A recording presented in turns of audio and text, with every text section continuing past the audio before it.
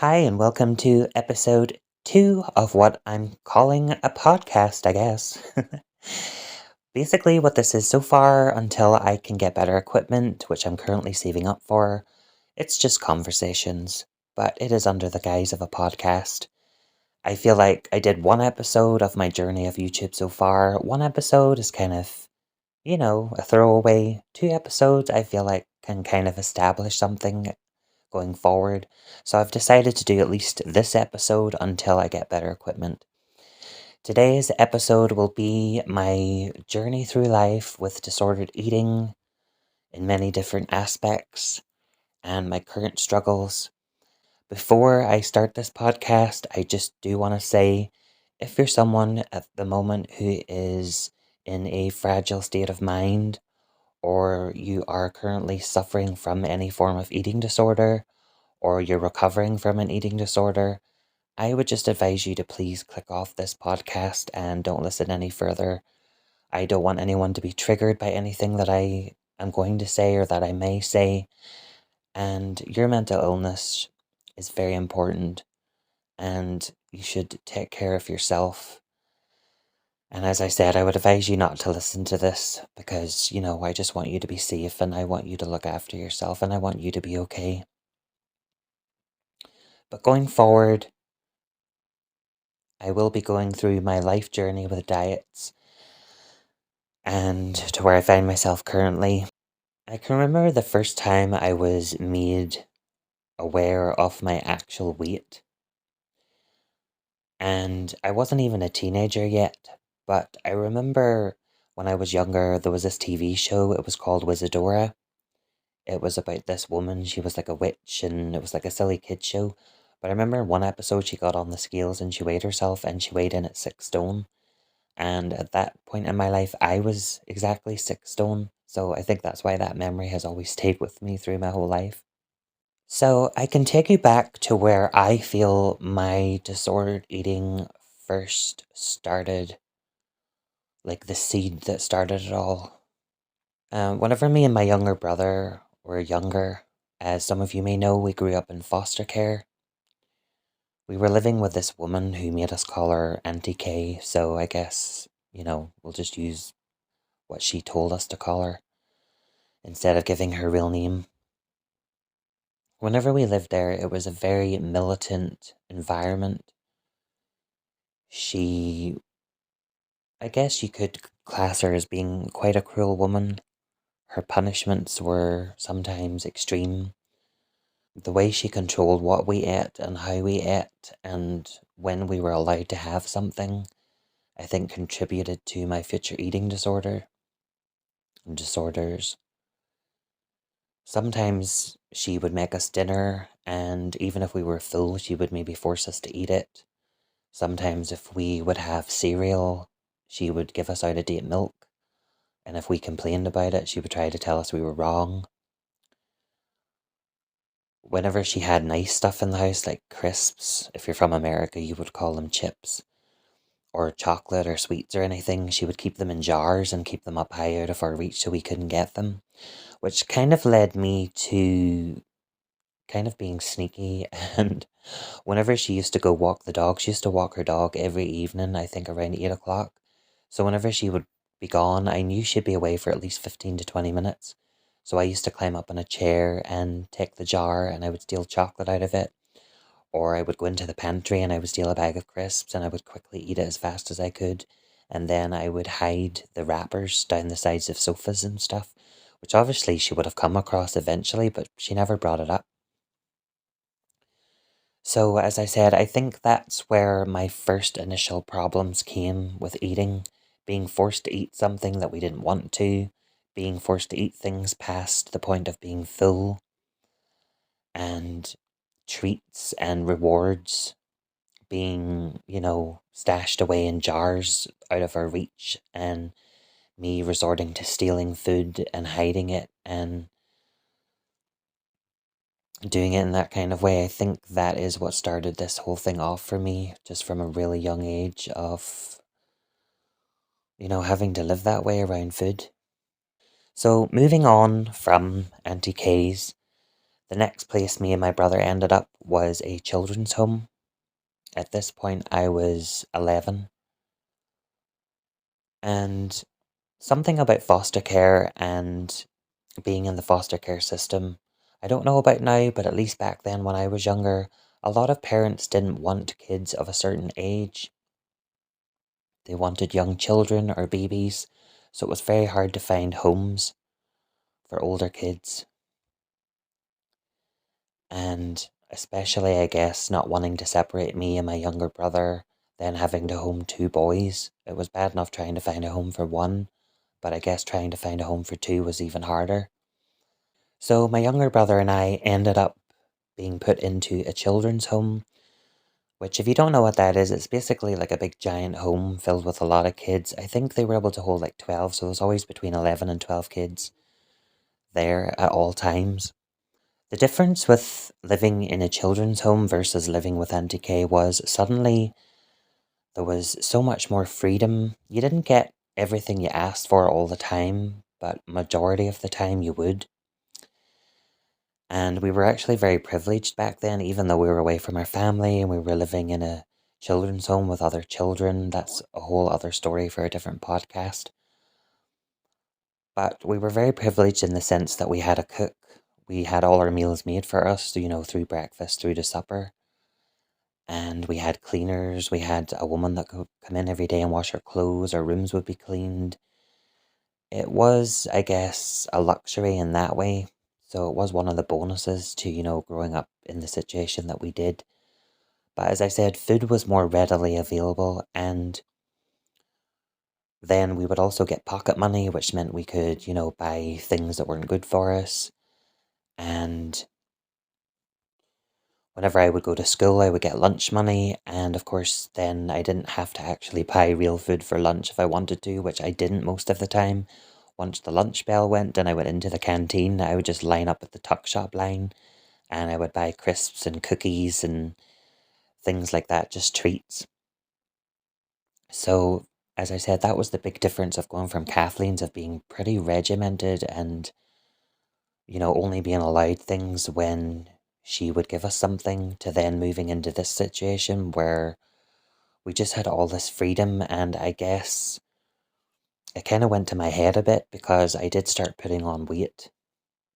I think the first time I ever was really aware that I was gaining weight, I don't think I ever really thought about it. But I remember one time I was in class, I think it was English, and I had forged a note to get out of PE because, at that age, I think now I would probably be about.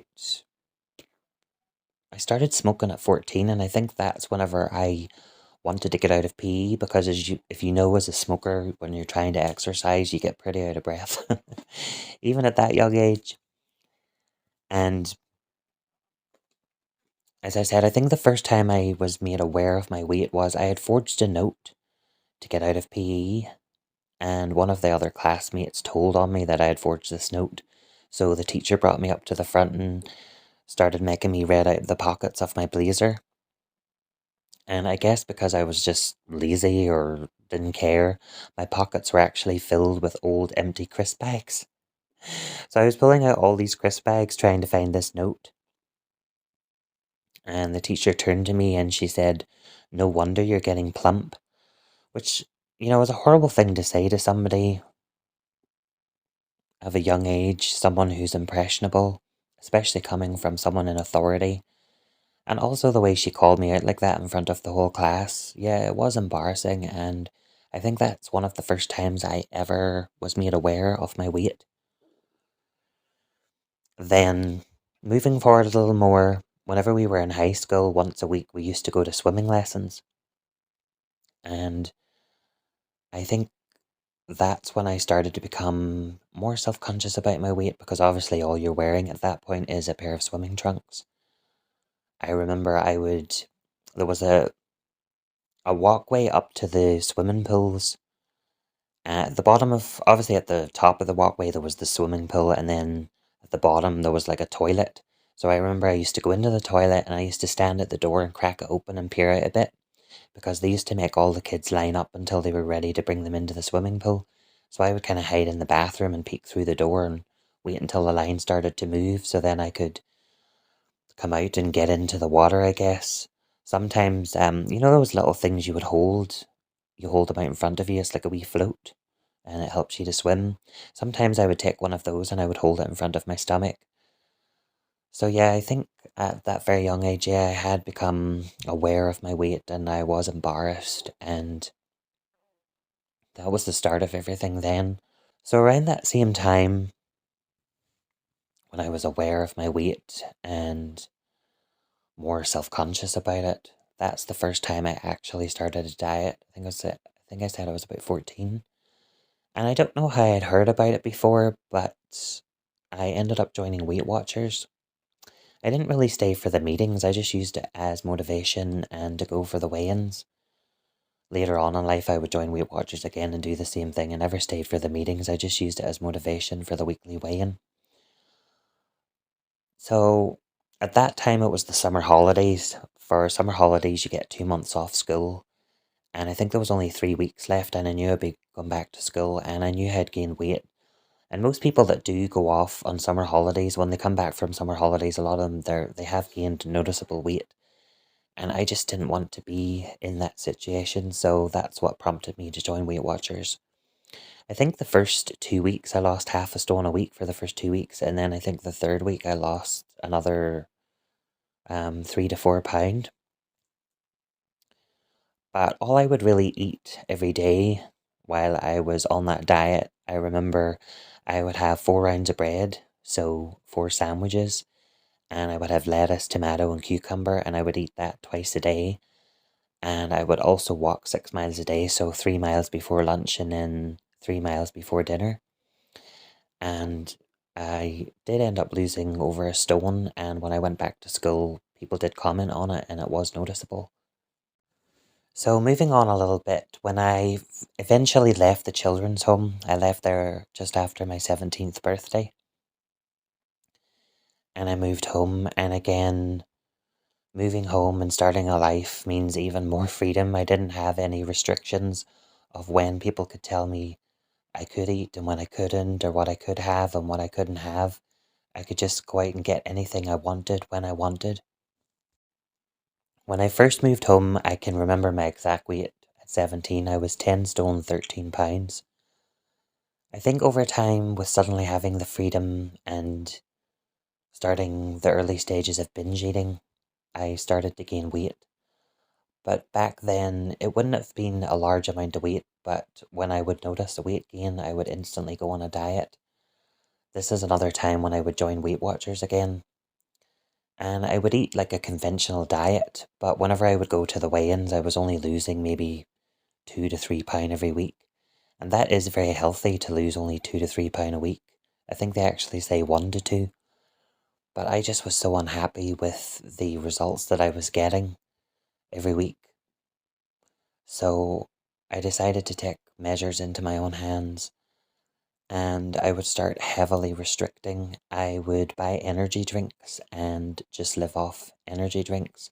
If I got to the point where I was so hungry that I couldn't do it anymore. At that time, and still to today, there's always a drawer in our fridge, and it's always filled with a lot of different sandwich fillings like ham and cheese and different kinds of meats and things like that. Because my stepdad makes his lunch to go to work, whether it's salad or sandwiches. So it was always something readily available. So I would take a slice of ham and a slice of cheese. At that time, I didn't even know things like that were really low carb. But I would put those together and I would roll them up and I would eat that. But I started getting to the stage at that time my mum was working in a bakery and she would get to bring home free stuff. So at some points there would be like boxes of buns and muffins and things in the fridge. And it would be so tempting. I remember one time even taking one of these, they were like mini muffins, and just chewing on it for the flavour and then spitting it out. I can remember another time I would eat a banana and I'd be so full and I would boast about it to my family and they would kind of laugh at me. Now I can kind of see the silliness of it, but back then I would tell them this as though it was like some kind of an achievement, like I was proud of it. I was proud that the fact that a banana filled me. and I was quite upset. I remember at the time that they, kind of laughed at me when I told them, but I can kind of understand why they did now because it is kind of silly. But I was young and I was in the throes of an illness and didn't really know it. At that time, I think I had reached my goal weight, so I no longer had to pay for Weight Watchers, but I would still go back for the weigh-ins every, I think, 2 weeks at that stage. So at this point, I'd been heavily restricting for 2 weeks, and I went back and got on the scales. And I remember the woman in the meeting was concerned, and she actually asked me had I been starving myself because my BMI was actually under. And I made up some lie. I told her no, and I said, I guess that's an excuse now to go eat a couple of burgers and tried to laugh it off. But of course, she could actually tell. I think at that point, I zoomed all the way down to, I think I got to around 11 stone, which isn't really what you would probably call anorexic, but the thing I think a lot of people don't know, and what I didn't know, you don't actually have to be extremely malnourished to be considered anorexic. Anorexia is a pattern of restricting, and that's what I was going through at the time. I mean, I was 6'2" and I was like 11 stone. I do have a picture that exists from then, but unfortunately the charger for that old phone is broken, so I can't charge up the phone to get that picture. But I remember what it looks like, and I remember I was extremely thin. But the funny thing was, back then, even though I was really thin, I still thought I was fat, and to me it still wasn't good enough. But I must have obviously overcome that at some point. I don't remember when. So after that period, that's when I would probably say my cycling back and forward would start. After that, I guess, starting from when I was in, I would say about my mid-20s, of binge eating and maybe gaining a couple of stone, weighing myself, panicking, and then resorting to some kind of quick fix fad diet to get the weight off as fast as I could.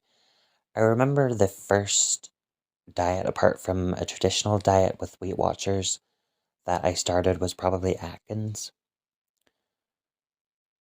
And I remember modifying it. You're allowed a lot of different variety on the diet, but I remember modifying it and I would only eat tuna and mayonnaise. So I would have maybe, I think, 4 tins of tuna every day with mayonnaise. And yeah, I did lose a lot of weight with that, but then eventually I would fall off the wagon and then I would get back into binging and then I would gain the weight and then I would have to start something else. And it's pretty much continued that way right from my mid-20s up until where I find myself now of just cycling constantly back and forward until I was, I think I was 31 at the time, and that's when I actually found keto.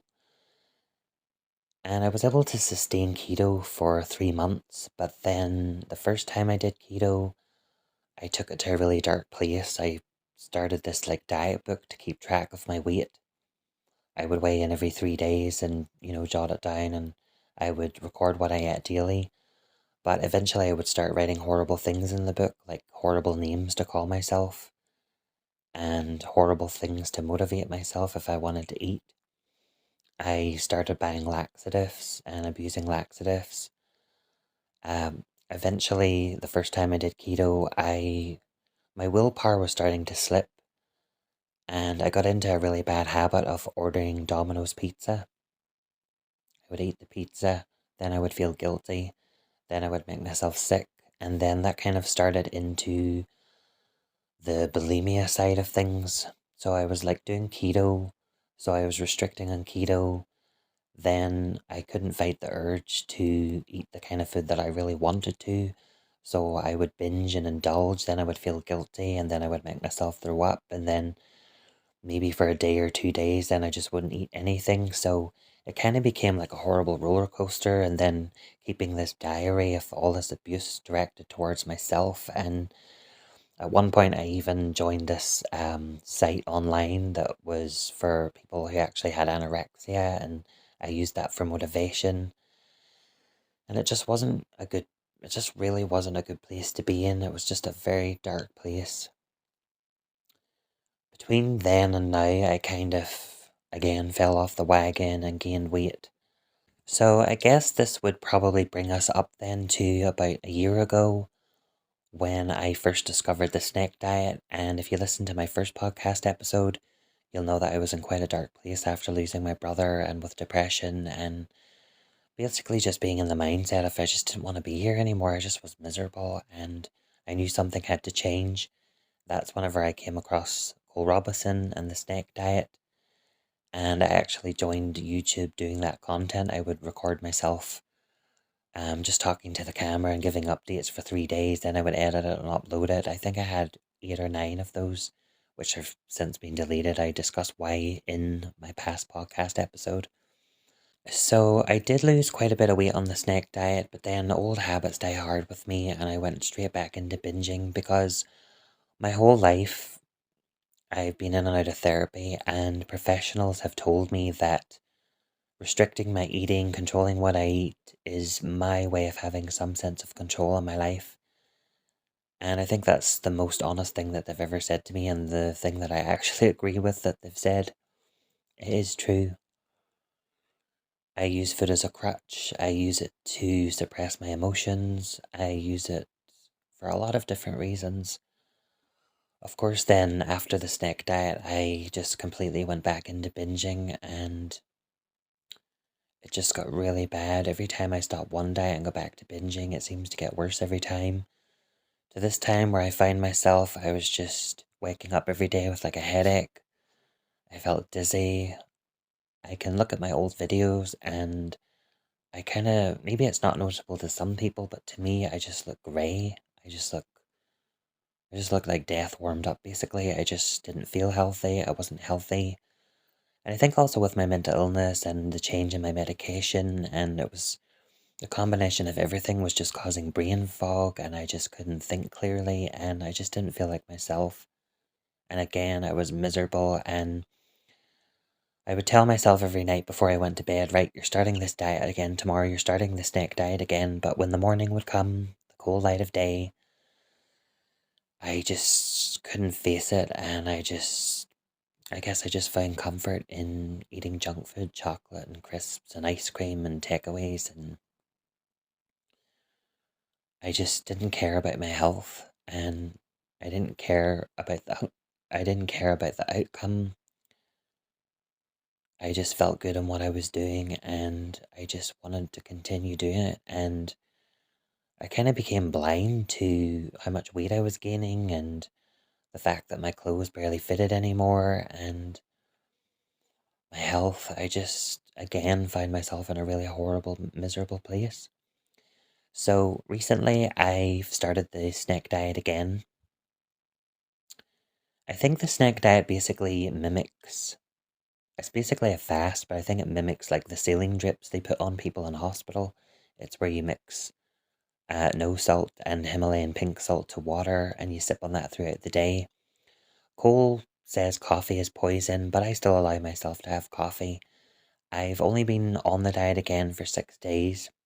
I can notice a change already. My face doesn't look as puffy and swollen, and my fingers have gone down, and I've noticed a bit of weight coming off, or a bit of the fat, at least from the sides of my body, has gone down, and clothes don't feel as tight, and my coat already doesn't feel as tight.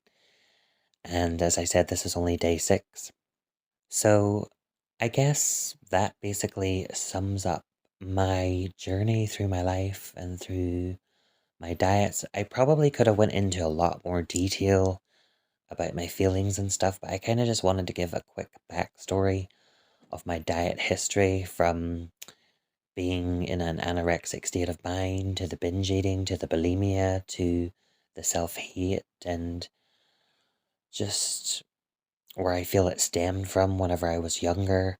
And I'm kind of using this kind of like an interlude into the snake diet. So then my next podcast will probably be some form of snake diet update and how I'm feeling. The first time I did snake diet videos on YouTube, I was actually on camera and I would record it that way. But I think going forward, I will probably do snake diet podcasts here and there just as updates because I I don't want to jumble up my content with different kinds of videos. I think a podcast kind of fits in well with doing reaction videos and things like that. I think it's a good fit. So if you made it this far, I just want to say thank you. Again, this was just a interlude to the snake diet and a quick backstory about my journey through my disordered eating. So before I end this podcast, I do want to say if you've made it this far, if you are struggling with mental illness or disordered eating, I would suggest you talk to your family or your doctor. Try to get help, therapy, maybe see a nutritionist, a dietitian. It's not a, one fix for all. It's not a one cure for all, but it can go a long way in helping you to maybe overcome it, to understanding why you do it, to maybe get a better control of it. I can't sit here and say I'm perfect and that I've overcome it because I've struggled with disordered eating ever since I was really young. I think it all started when I was 14 and I'm now 37 and I still struggle with it. But I feel like seeing professionals at least can help alleviate the symptoms and the struggle and getting to the root of why you do it. And in that, you can draw power from that. So, as I said, if you've made it this far, thank you for listening. And I hope you will come back and listen to my progress whenever I do my first snack diet podcast, which should be coming very soon, and other podcasts about my life, about my past, about my journey. That's what my whole YouTube channel is, and it's what my podcast will be. It's the journey of my life. And I will probably be doing a fun episode soon. I saw this thing online and I was actually searching for something else. I can't remember how it all started, but it basically ended up in me searching something. I was watching videos online about the time of the dinosaurs and what happened just after the asteroid hit. And I think I randomly searched Google, like, if an asteroid was coming to Earth, would the government warn us? And you know the way when you scroll down, there's all these different questions you can click on? One of them was something like fun things to do before the world ends. And I quickly clicked on it just to see the first couple. And I thought it would make a funny video, but I think I might actually make it into like a podcast, basically where I read out these ideas, things to do before the world ends, like a bucket list kind of thing. And we can kind of just laugh at it and have fun at it and see if it's actually things that we would want to do or, I just thought it would be a funny idea. So that may be coming very soon too. Just something different. Until I get my actual PC, which I'm saving up for, or a laptop. Before I moved into doing full-time reactions, quirky little silly videos were kind of my thing. Yes, there was the snake diet, but then there was other content as well, which obviously I since deleted. And I really do enjoy doing reactions, but I do miss making my silly little quirky videos and showing more of my personality. So even if they barely get any views, I mean, my last podcast episode barely get any views. I know this won't either, but I need to do things that feel good to me and feel true to myself, as well as the reactions. And it's something that I enjoy, so I will continue to do it. And I hope anyone that listens to this will join me for that and come with me for the journey. And just know that I always appreciate you and just know that you matter. And thank you again.